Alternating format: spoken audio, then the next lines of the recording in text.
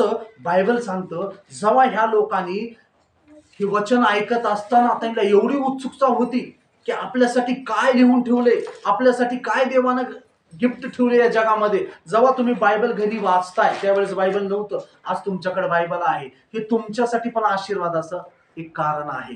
तुम्ही म्हणत असताल की माझ्या बापानं होय, त्या जगातल्या सांसारिक बापानं तुमच्यासाठी काही ठेवलं नसेल, पण आपला परमेश्वर जो आहे, तुमचा आमचा बाप आहे, तो म्हणा बाप आहे, त्यानं पण आपल्यासाठी प्रॉपर्टी ठेवलेली आहे. तुम्ही म्हणता काय आहे प्रॉपर्टी? तुमचं रोगाचं अंतरून बदलण्याची प्रॉपर्टी देवाने ह्याच्यात ठेवलेली आहे. तुम्हाला श्रीमंत करण्याची प्रॉपर्टी ह्याच्यात लिहून ठेवलेली आहे. तुमचे सगळे व्यसनाचे प्रॉब्लेम असतील, तुम्हाला कशातून स्वतंत्रता पाहिजे, तुम्ही फक्त हे पत्र जे आहे हातात घ्या आणि ही जी प्रॉपर्टी तुम्ही रिसीव्ह करू शकता. पहिले पेत्र 2:24 जेव्हा नवीन लोकांना आम्ही सांगतो, प्रभू येशू तुला बसलेल्या फटक्याने आम्हाला आरोग्य प्राप्त झालेलं आहे. जेव्हा हा करारनामा तो स्वीकार करतो की परमेश्वराने ह्याच्यात लिहून ठेवलंय की येशूला माझ्या बापासाठी मारण्यात आलं, येशूला बसलेल्या फटक्याने मला आरोग्य